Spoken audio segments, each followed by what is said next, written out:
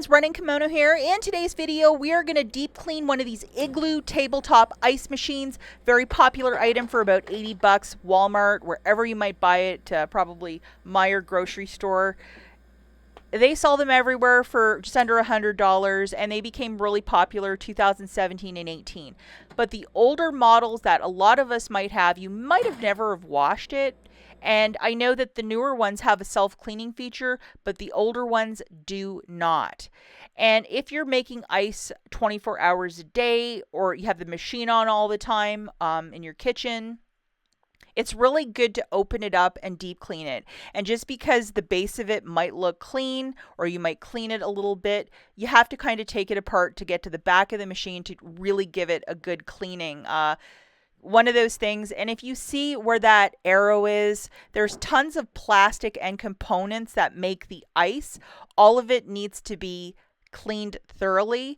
And because this is something you're going to consume or put in a drink, I really recommend using either a component of baking soda, vinegar, like something safe to even consume, and then even running a 1-to-1 ratio of vinegar and water through the machine a couple times to really disinfect it. You might have that pink mold or black mold if you're running the machine forever, and just to maybe kind of give your machine a good look, throw a flashlight on back there, what's growing, and even the best of us that think we're super clean, it might not be clean.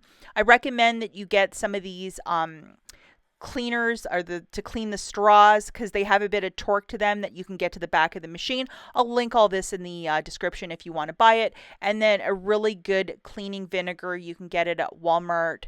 And then some of us even go as far as using baking soda if you really have to do a bit of scrubbing, because it's also safe to clean with. But that's the materials that you'll need. Probably most of you have this at home. And then just to jog you through this, what you're going to do for the Igloo machine is there's 6 screws at the base of it, and you are going to remove all of them. I recommend to take a photo or something like that so you know where everything belongs, because all the screws have to go back for the machine to operate. You can't operate it with 2 missing or something like that. And keep them in a pile, because you're going to have to do this again in a couple seconds at the very top. And then just to show you, the back end pops off, and then you have a filter on the side. There might be some dust or debris on the side, and you can use one of those straw cleaners to get it. Just to clean it off, but mine wasn't really that filthy or dusty. There was a little bit of dust, but this is how you can do it. Canned air also would probably work really well for you. And then at the top, there are 6 different screws, and this is how you're going to get to the back of the machine. Sorry, the camera work isn't very good, but keep these screws separate than the other ones, because they're a different type of screw, at least for the Igloo machine.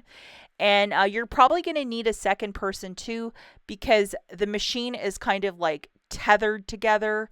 Just to show you the back end of that machine, it's pretty dusty. A little bit of vinegar and water to clean that up.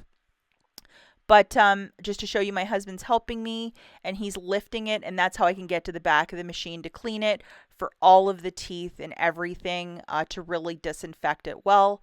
And even though it might not look dirty, it certainly can be dirty. And this machine was pretty clean if you look in the back, because sometimes, things might start growing or it might get dirty. And this little sprig is where the water comes through, and I don't even know what the heck that is, but that's absolutely disgusting.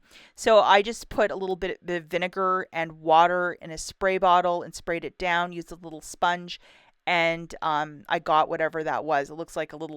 It looks disgusting, because this is how it should look. And I noticed after it was completely clean, I ran a 1-to-1 ratio of vinegar and water through the ice machine once, and then I ran the water through another 4 or 5 times. And I was making about a pound of ice every 30 minutes. It was so quick, even for an older machine. So just to show you, that is so clean right there, and you can get to the back of the machine this way. You'll have to screw everything back in, grab a couple photos, but I was able to make ice super quick. And if your machine is sluggish, or visually if it's looking dirty back there, run a little flashlight, like is it dirty or not. You might have to take it apart, take some good photos, and give it a good cleaning. And if you really like ice, especially in these hot summer months, this is definitely worth the 70 or 80 bucks to buy one of these. Look for the cleaning materials and an Igloo if you want to buy one in the comments down below, and we'll catch you in the next one. Bye guys.